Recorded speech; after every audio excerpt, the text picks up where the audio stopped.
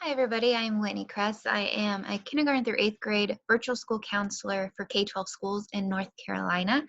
And today I'm going to share with you the countdown of my top 5 favorite coping skills that I shared with my elementary, middle school, and high school students last week. This is a great skill set to teach and give to students, especially during this difficult time as we're all dealing with new feelings and just new situations that we haven't before. So, giving kids just a few really great ways to cope with what they're going through can be immensely helpful and powerful. And I promise I used all these same slides for my kindergartners through seniors in high school. A lot of what you're giving them is just how you're presenting it. So, um, yeah, you don't have to adjust these.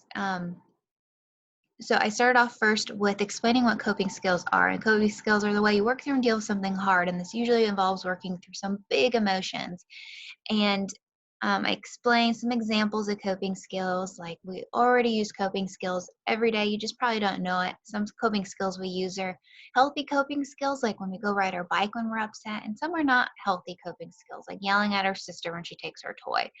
And those are how we're dealing with our emotions. And we want to make sure we're practicing healthy coping skills that are not hurtful or harmful to ourselves or other people. And I found this coping tools sheet here online, and I share this all the time and gives kids a good idea of where to start with their own coping skills. And I make sure that they also are aware of coping skills are different per person. A lot of it's based on your personality, what you enjoy doing, what you feel recharged by doing, what just makes you feel happier and better.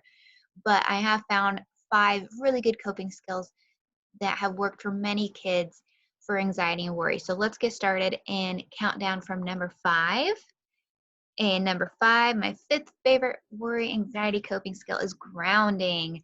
And the easiest way I have taught this is doing 2 of each of these 4 senses.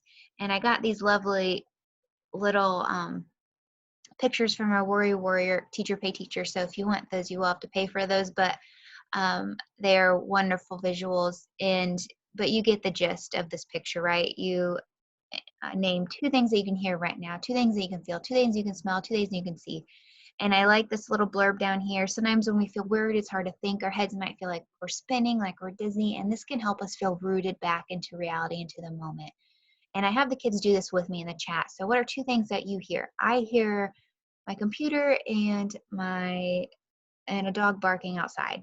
What do you feel? I feel my computer desk and I feel the mouse on my hand. What do you smell? I smell a candle and I smell my hair.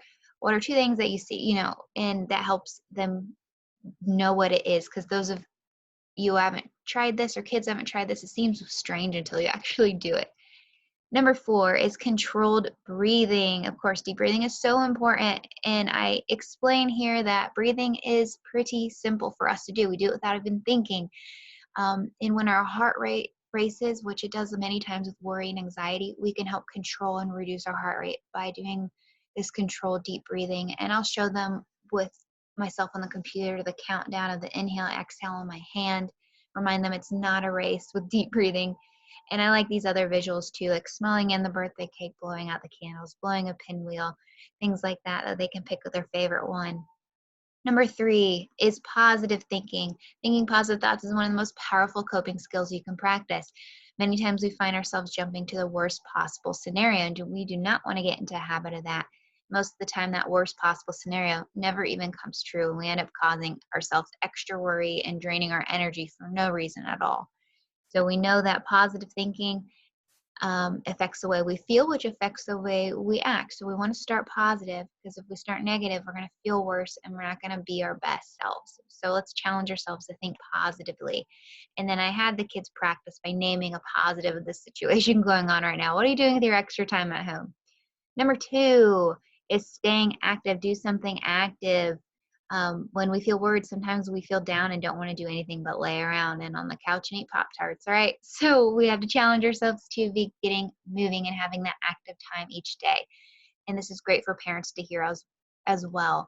And when kids are home all day and doing virtual schooling, it's so easy to be in front of the screen. So we want to challenge them again to get outside. And I gave the opportunity for kids to share what they are doing that's fun outside right now.